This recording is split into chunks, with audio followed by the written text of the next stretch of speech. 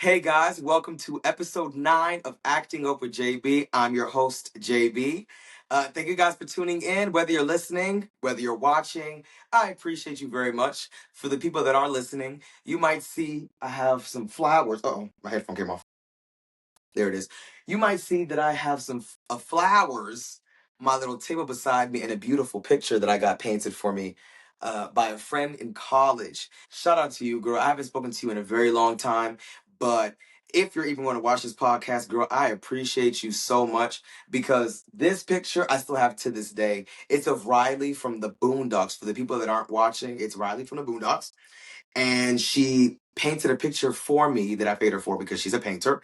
And he has the white coat, that whole little scene from the Boondocks. If you were a fan of the show, because I am.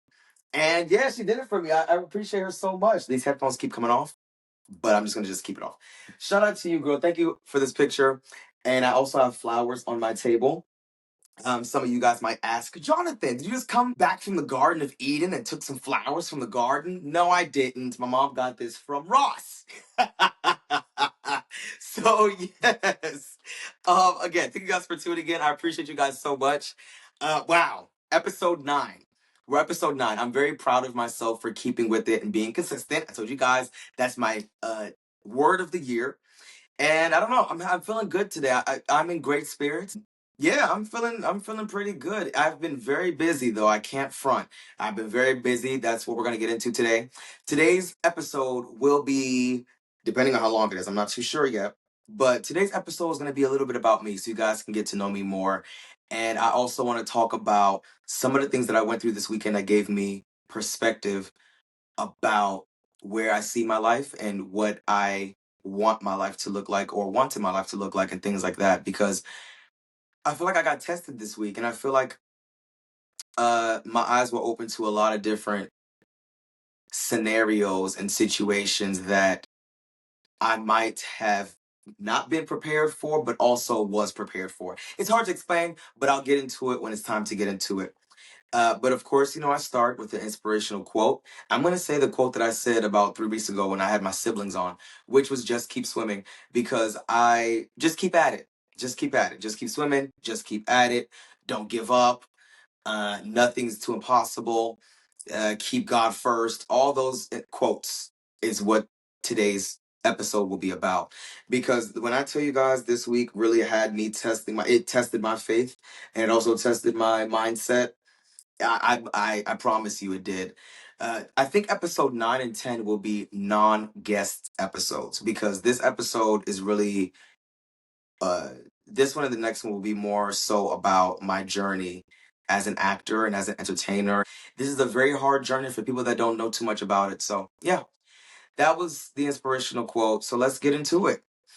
All right, boom. So this week I was extremely busy. Thursday, I went to an amazing networking event at night. It was like around 7. And then I had an audition in New York City. And for the people that live in the DMV area, New York is about what, 3.5, 4 hour drive. So I had an audition in New York at like 10, 11 a.m.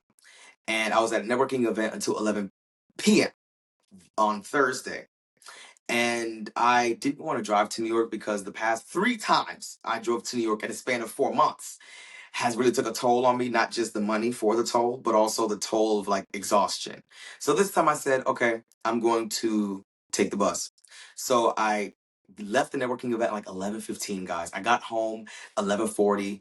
I took a 1 hour nap, woke up, packed all my stuff, got in my car, dropped my car off at the garage, got on the bus at 3 a.m., got to New York by 7 a.m., practiced my lines, blah, blah, blah, did my audition, got back on the bus at 3 p.m., got back to the DMV at 7:45 p.m. And can you guys imagine? I had a Palentine's dinner with me and my really close friends.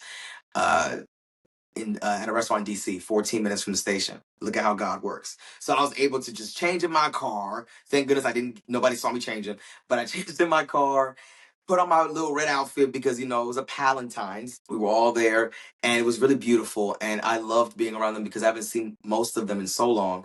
So it was great to see them, catch up with them, fellowship with them, eat with them. We went to a really nice Italian restaurant, and the food hit. Okay, I had some ravioli, and that ravioli, and they had like shrimp and whatever. It hit. I promise it did. And yeah, so went there. So my Friday, I mean, it was boom, boom, boom. Next bus, another bus, club, another club, no sleep, flight. I mean, Lady Gaga said it best. So so let me explain what happened Friday. So Friday, I had to have an audition, and the audition process in general as an actor is it could be tedious, but because we're in the post-COVID world of auditioning, a lot of people now, myself included, we now do self-tapes. So self-tapes is a lot easier to do. For people that don't know, self-tapes, you're just recording your audition via your phone. If you have a camera, make sure you have good lighting, a backdrop. You do your audition, you send it to the casting director or whoever is asking for your auditioning tapes. So you do that, that's how you do it. Before COVID, you'd have to drive or get dropped off or Uber. However you do it, you'd have to go to your audition in person and audition in front of whoever was doing it, whether it's the director, the producers, the casting directors, the writers, whoever, you had to perform in front of them. So now, post COVID, there are some productions that still do in person auditions. Like I've done a couple of in person auditions post COVID, but a majority of my auditions that I've been doing have been self tape. Now, this one in New York was in person, and I was like, oh. And I had already had the Palentine's dinner planned. Saturday, I'll explain Saturday after I finish this part of the story because Saturday was a whole day in and of itself that I'm going to get into later on. But as far as Friday is concerned, Friday it was just a lot. So I said I'm gonna make it happen because I want my dreams to come true. This is what Lisa McGuire said. This is what dreams are made of. And they're made of hard work and dedication. So I had to do what I had to do. So I said, all right, it's cool. I'm gonna go do my audition and I'm gonna figure it out. So I get to New York. And as I'm reading my lines, I'm getting a little nervous about it. Not because I'm nervous about the audition. Of course, we all have nerves. That was fine. But it was about the idea of the role. And there's two lessons I learned from this situation. One of them being know what you're getting yourself into before you get into it. Because for me, I feel like had I really paid attention to what I was auditioning for, I would have, one, had more questions for the role that I was assigned to audition for. Two, I would have saved myself some time. Now, in doing the audition, I realized, for one, I was like, oh my gosh, did I waste my time doing this? Like, did I waste my time coming all the way out here? Because in reading the role, I realized that the role required me to not just look older, but be older. Because it was expecting me to be a father of an almost 10-year old children. And I look 10 myself. Okay, let me not push it. I look about 17, 18 on a good day. You know what I'm saying? I do mind my business and drink water. So I think that's another thing that helps me. And also, I can't really grow facial hair to save my life. I can grow a nice little chin hair. You know what I'm saying? I can grow a mustache. But as far as a beard, y'all gonna have to go somewhere else with that because my beard does not connect. So I have to just make sure I shave it off. But anyway, I realized I called my friend and I said, Lord have mercy. uh, did I just waste my time? Because this audition, I don't think that I'm going to be the right fit for this. It just doesn't make sense. So my friend was like, I mean, you're already in New York, you might as well just try, which is true. I felt like I was already there. I might as well give it my all, do what I can, and just do it. And so I did it. And when I pulled up, we had to do the audition. I did well. I did it twice. They told me to do it twice. And there was a little bit of confusion with them. They saw that they were like, wait a minute, he's auditioning for this character? And they were like, yeah. And I think that that's when they realized too, wait a minute, he's probably not the best fit for this role. Like we're looking for a grown, like a father. You know what I'm saying? A father of two kids. They're not like 3, 4, 5. They're 9 and 8 or 8, 9, and 10, something like that. So I was just like, I don't know. So I feel like one of the lessons I learned. So after all that was said and done, I did the audition. I left the audition, got on the bus, like I said, came back to DC, did my Palentine's dinner with my friends, and that was the whole thing. Two things I learned from this experience was one, I left it really sad. I left it sad because I felt like I wasted my time and I wasted my my energy, my money, because at the time, like that week, that last Friday was not my pay Friday. This coming Friday is my pay Friday. So I ain't really like, I just put my money into it. I was just like, it is what it is, and I'm gonna hope for the best. So that the first lesson I learned was, this is just what comes with the game. I don't, at first I was feeling like I wasted my time, blah, blah, blah, blah, blah, blah. But I looked at it as a lesson. It's a learning lesson. For one, pay attention to what you accept as an actor and what I guess what you want to do. Because you don't have to say yes to every role. And you also don't have to, like, if it suits you and what you want to do with your career and where you want to take the direction of your career, go ahead and do it. But I feel like I definitely, on my end, I definitely should have read this. Like, I should have read everything about it a little bit deeper so I could know what I'm putting myself into instead of waiting till the day of already in the state to get it done. So that was the lesson I needed to learn. And side note, I'm being very vulnerable with you guys in this episode, but that's the point of this podcast. I really want to grow as an actor and I want to grow as an entertainer, and I want to be able to help the next person. So, and yeah, so I learned a lot from doing that. I felt like I should have paid attention to the details of everything so I could make a better and sound decision on whether this was a good audition for me to embark on. And yeah, I feel like honestly, there's no wasted experience. There's no waste of time when it comes to doing this. Yeah, it sucks that you feel like you wasted your time or you feel like this wasn't for me, but I think there's always a lesson to learn in every scenario that you're in. And then, like I said, the lesson was learned of that, paying attention to what I signed up for, but also just the journey of it all. Like, I wanted to make sure I showed myself and my agency, because that's how I got it, that I'm dedicated and I will do what I need to do to get what I need to get done. Whether it's going traveling for an audition, whether it's stopping what I'm doing to get stuff done, I will get it done because this is my dream. My dream is this. Like, I'm living in my purpose. And that's another beautiful thing. I think that was the second thing I wanted to say. This is what I asked for. I can't be surprised that God has given me all this stuff on my plate. He gave me 5 pieces of fried chicken, collard greens, candy yams, mac and cheese, green beans, did I say collard greens already? Collard greens, and 2 Jiffy cornbread on my plate. And I'm supposed to sit here and say I'm not hungry. I'm starving like Marvin. I'm gonna make sure I'm gonna make sure that my dream is gonna come true, however it needs to come true. So whether that means I gotta go to 7 different spots at one time in one day, so be it. I'll make it happen. And so that's what I did. So that was another lesson for me. It's like, it is what it is. I learned. I don't feel like it was like I had to change the perspective. One of my friends, her name is T. Shout out to T. But I was talking to her about it, and I was just like, oh man, I felt like I wasted my time, like, oh, my money, I'm not gonna get that money back, and I didn't get paid. And she was like, well, you understand you're an actor, and this is part of the acting life. Like, you do auditions, you might feel like you wasted your time, you might feel like, oh, this is something that you should have said no to, but sometimes it's just like, this is a part of the journey. It's just a part of what it is. And I said, you know what? Thank you for saying that to me. Thank you for opening my eyes to looking at it in a different perspective. It's not a waste.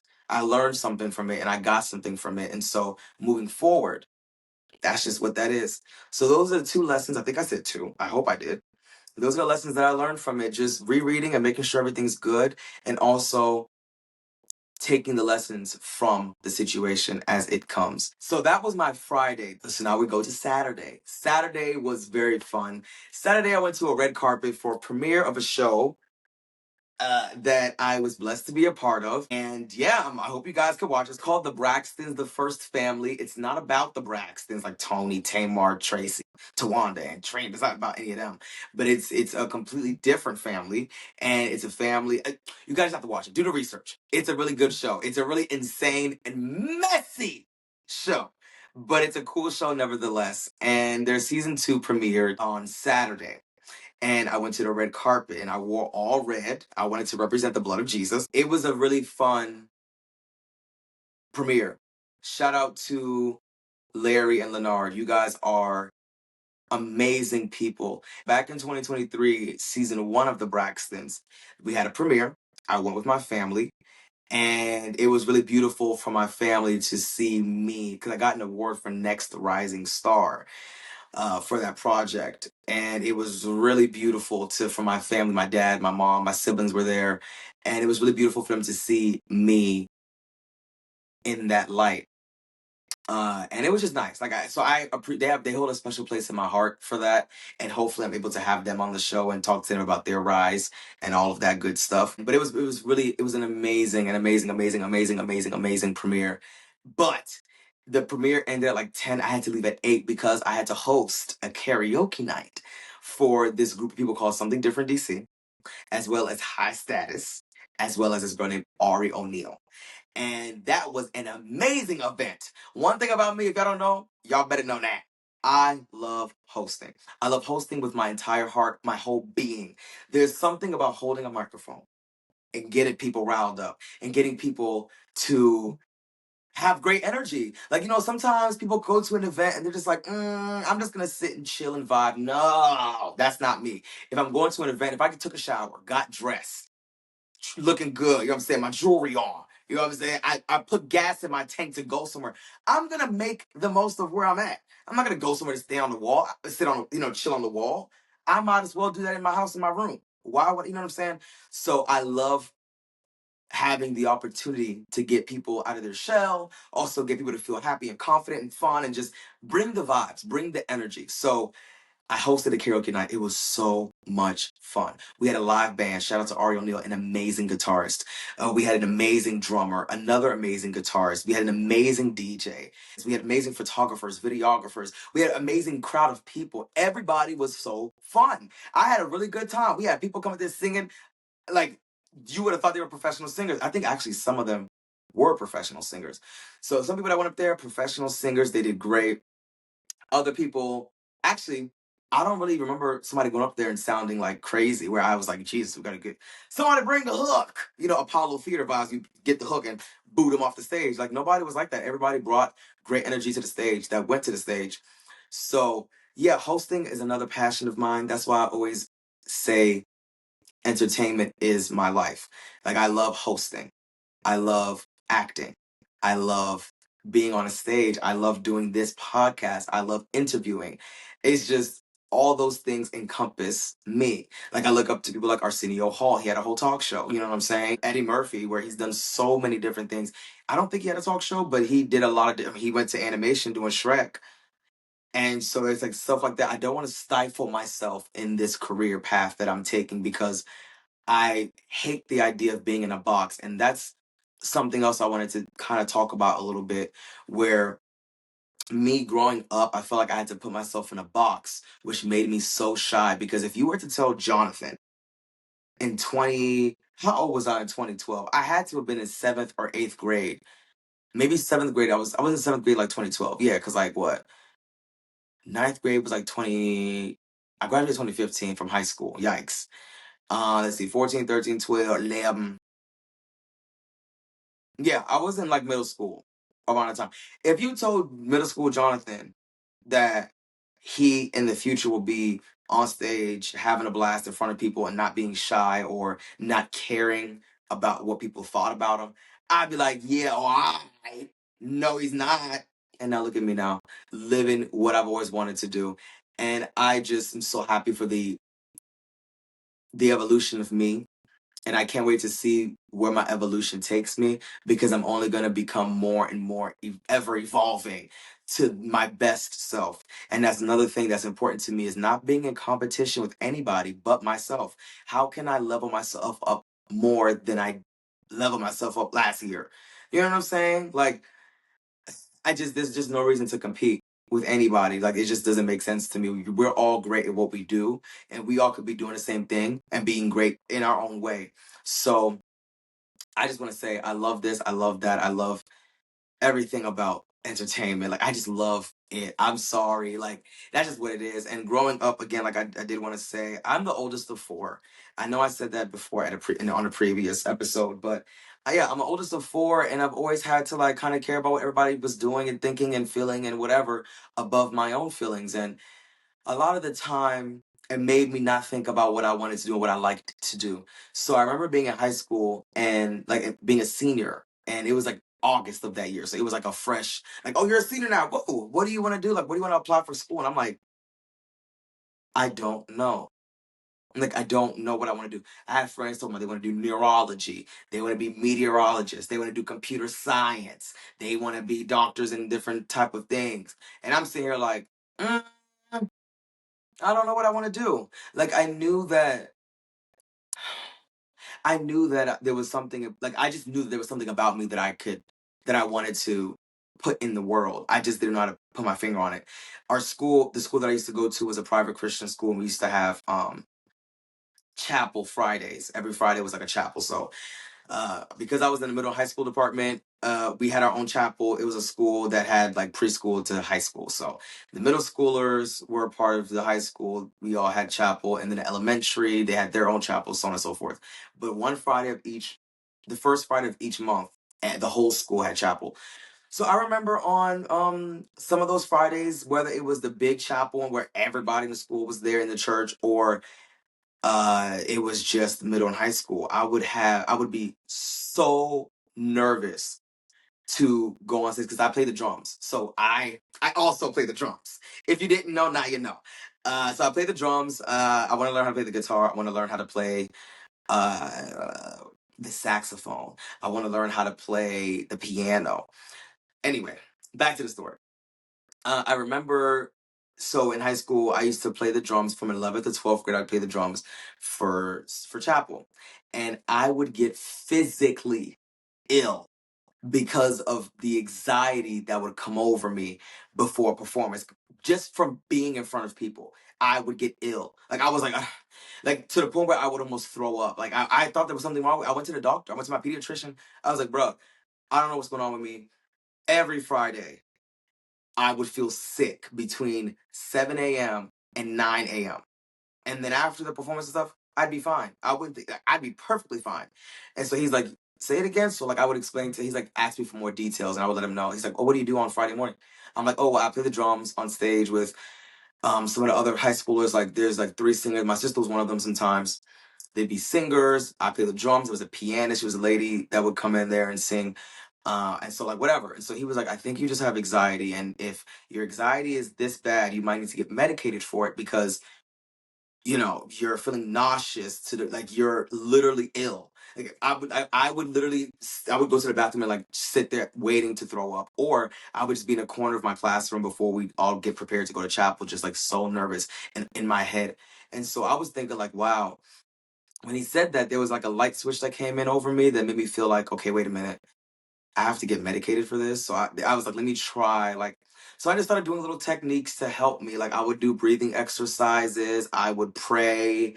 I would like, um, I don't know. I think I would trust myself more and more in moments like that. Like, you got this, Jonathan. You did this before. You could do it again. And there was something also in me that I told myself, stop thinking and caring about what people think about you and about who you are as a person. Just have fun.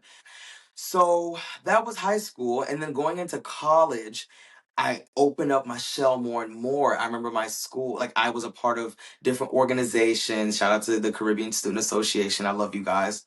You guys really help make me feel comfortable with who I am and who just me being me. You know what I'm saying? Like me being this fun, go getter, loud. Well, I'm not loud all the time because sometimes I be chilling. But I'm just like I just love that they welcomed me with open arms, and they thought that I was funny. They were like, "Oh, Jonathan, your son is so funny." And I was like, "Thanks, guys." Like me, no, stop. Even H&M. Like I remember, something happened. I used to work at H&M. I worked at H&M for 4 years, and I remember, uh, one of my managers. I said something to her, and she just busted out laughing, and I was like, "Is there something in my teeth?" She's like, "No, the way you said that was so funny," and I was like, "Oh, okay." Thanks. Didn't think I was that funny. So I started like I don't know, like I think that the more you grow and trust yourself and the more you don't stifle your growth, you're able to grow into who you are meant to become and be. So I appreciate the outside world, outside of my school. Like 70 to 80% of the school was very much like you have to act a certain way, be a certain way. Like I said, it's a private Christian school. And I loved it. Don't get me wrong. Like I've met some great people at that school. Some of the staff I still love to this day. I just feel like there's no you have to be careful sometimes. I think that you have to really allow yourself to grow. And sometimes people don't give you that. People don't give you that because everybody is not meant to be everybody. You're meant to be your own person. And so I wasn't able to grow into who I am and who I was as a person until I left that school and went to college and, started tapping into myself more and learning more about myself. So in doing that, I learned a lot about myself, which I love, love, love now. And I appreciate that. And so, being in the Caribbean Student Association, I was able to learn a lot about myself. That's when I started hosting. That's when I remember so our school did this thing called Wildin' Out. And they asked every org to nominate 3 people to come up. And they were going to put all 3 people from all the orgs, put us in a melting pot, whatever, put us in whatever, and distribute us in different groups, like the gold squad versus the black squad. So they offered me up as tribute one of the 2 or one of the 3. I was like, guys, I cannot do this. I'm scared. I'm scared.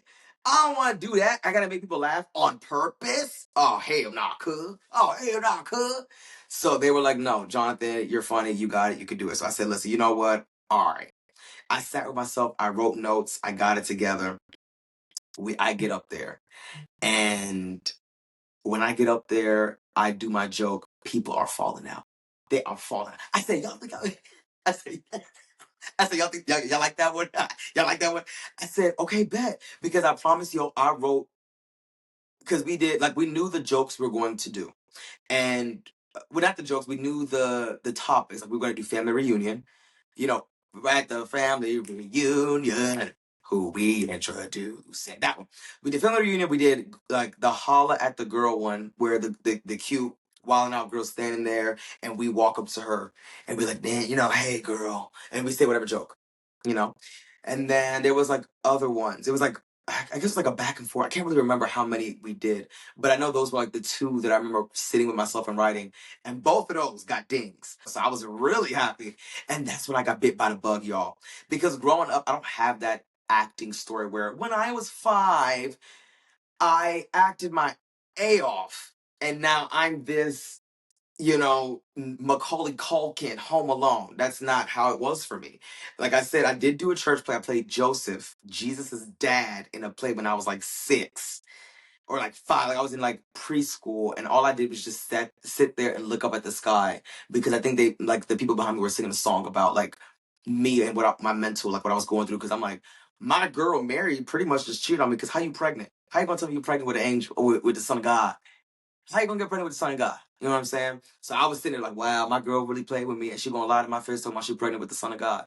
So like that's all I did. I didn't have any lines. And then I remember when I knew I wanted to act, I was in like 6th grade. And I remember like in 6th grade at my schools when we graduated elementary school, we didn't do a middle school graduation. We did elementary school to graduate into middle school. It was weird. I know. I don't know. They changed it now, but at the time, that's what that was. So 6th grade, we had a yearbook, and they asked all of us 6th graders to write down what we wanted to do for our future. So I remember writing in my yearbook, I want to be a movie star. I wrote it in my book. I have to find it somewhere in my house, but I wrote it in my book. I want to be a movie star.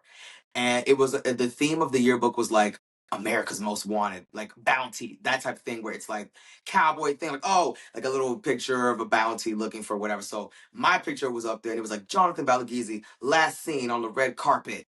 Da, da, da. So it was like cool. So I was like, oh my gosh, like I would love that actually. I would love to be an actor. So then I knew I wanted to be an actor. And there was a play that I wanted to be a part of. I didn't book it because I overly did my audition, and not overly acted, but I forced myself to learn the lines before the audition, but I didn't need to do that. All I had to do was have the paper. So when I went to the audition, in the to the person whoever was supposed to go to, all the other actors that were doing the role that I was trying to do had their scripts in their hand. I was like, I'm gonna walk in here and I've practiced and I don't need a script. I promise I forgot it. I promise y'all I forgot it. And I didn't practice that much for me to be remembering it. So I didn't get the role. But I did play a rapper in Joyful Joyful, because that was one of the the roles that they had left. They're like, "Oh, Jonathan, you can be the rapper for Joyful Joyful." So I was like, "Joyful Joyful, Lord, we adore thee. And in my life, I put none before thee. And since I was a youngster, I came to know that you were the only way to go." So, you know what I'm saying? Joyful Joyful, Lord. I mean, I was teeing up. You couldn't tell. We had bandanas on. Oof, you couldn't tell me nothing. I mean, you would have thought I was part of all kind. You thought me and Snoop Dogg were besties. So that was cool. It was a lot of fun. Uh, yeah, so that's kind of that was that. I didn't really do much acting after that as far as like at my school because I was focusing on my grades and stuff. But when I got to Towson, so now we'll fast forward to Towson now. That was the school I went to, my university. I did go to community college first. But when I got to Towson, that's when actually let's talk about community college. Community college, I would do little classes like journalism and stuff, and it kind of made me feel better about talking to in front of people and in that way, so I kind of liked it, and people really liked my vibe. And around my community college time, I was doing YouTube. So from 2015 to 2016, I was just doing random YouTube videos, reaction videos, and some of those videos would do pretty well. And I remember one time I walked to class. I was sitting in class, and a friend of mine was like, "Jonathan, is this you?" Proceeds to play my video on YouTube that I uploaded the night before that was doing pretty well. And I was like, "Oh my gosh, stop." And so all of my classmates were like, "Jonathan, wait, you're a YouTuber? What? What?" And I was like, "Guys, stop." And so that's when I was like, "Okay, wait. That's rand. That's cool." So like that's when I started getting bit by the bug, y'all. You see what I'm saying? And that's when I started getting positive feedback. So it gave me encouragement to keep going. So now when I went to Towson, it really made me keep going because people were like offering me up to do stuff like the Wildin' Out. And so I'm like, you guys see something in me that I maybe didn't see in myself growing up, or I didn't see in myself, that I didn't have the confidence to see in myself. And so I thank so many people in my life for that. And yeah, so in college, again, Wild Out was great, did really good. My team won, and another guy that was on my team was his name is Mason. Shout out to you, Mason. You know who you are. Very iconic. He's an actor. He's doing so well. Shout out to you, man. And yeah, we all did good in our group. And then me and Mason, like I said, since we're talking about it real quick, me and him, we hosted events together. But before we did that, oh my God, okay, cool. I jumped ahead of the gun. Hold on. So after we did that, I was like, okay, this is cool. This is my first semester at Towson. The next semester, the Caribbean org are like, they're like, "Oh, Jonathan, we'd love for you and the two other guys we asked to do Wild Now to host our event." And I'm like, "No, I don't. I'm scared. I don't want to host in front of all these people. What? Y'all had 800 people here last time. I have to be in front of all these people now? Hell!" But eventually I did it. And that's when I got bit by the hosting bug. When I hosted the 2018 Expo, that was it. When I had that microphone in my hand and I went up on that stage and I started teeing up and having a blast, that's when I knew hosting is something I love doing. And ever since then, I've been hosting events at Towson left and right. I uh I would connect with other people. Like I said somebody's name on here earlier. His name is Davy J. He is in charge of the lunch table. I would love to have him on here one day as well. And he has a lot of different orgs. He has an org called the Lunch Table that was at many different schools throughout the DMV, and that was another org I was wanting to be a part of, but I just had no time in my schedule. Being a part of the Caribbean org already was enough. On top of my schoolwork and on top of working, like I said, I worked at H&M during all of this. And so, yeah, I mean, I hosted so many events. I hosted with a guy named Mason that I said. I hosted with other people from the Lunch Table group that he was doing. Um, and so, I mean, ever since then, and then even with acting, that's when me wanting to really, really, really pursue acting in a professional way was born. And from since then to now, here we are. Here we are. From then to now, it's just like we're only going up. So my whole point with this episode is just to give you guys a little bit of a backstory of me a little bit, just for you guys to understand where I'm coming from and all the life lessons I've learned from being young to now. Life doesn't stop when you leave high school, or like the things that you worried about in high school, or like even your first 2 years of college. None of that matters now. There's not a single thing in high school that is causing me stress right now that I went through back when I was in high school. Nothing. Uh, Hold on, I'm thinking. Well, I don't know yet because, like I said, I'm in therapy, and I don't know yet. You never know what you can uncover in therapy. So I'm not gonna say never. But I definitely feel like with high school, I learned a lot. I learned a lot about myself. But college is when I really grew into myself. And now, like I said, I'm ever evolving, and I just appreciate all the lessons I've learned throughout my life. And so, like, even now, like I said, going to New York and doing this audition stuff, that's another lesson I learned.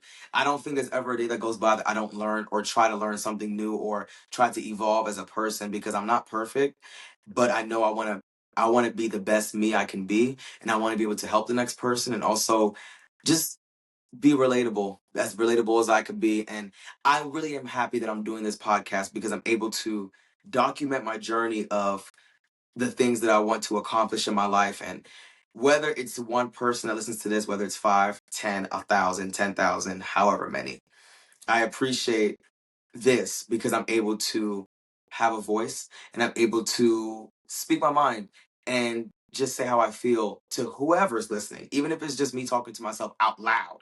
At least I'm doing it. You know what I'm saying? I'm doing it and doing it and doing it well. Like, look at me now. The first episode, I had a desk. You would have thought I was in a conference room. I was sitting in a conference room pretty much with my little table and my laptop, like I was about to do a conference call. But now I got a flower. You know what I'm saying? I have a little lily, but is it a lily? I don't even know what flower this is. Lord help me. I don't know. It's something nice. Beside me, this flower, this painting that I've had in my room for a long time. I have a little table, and I have this really cool green chair. So that's pretty much what I wanted this episode to be about.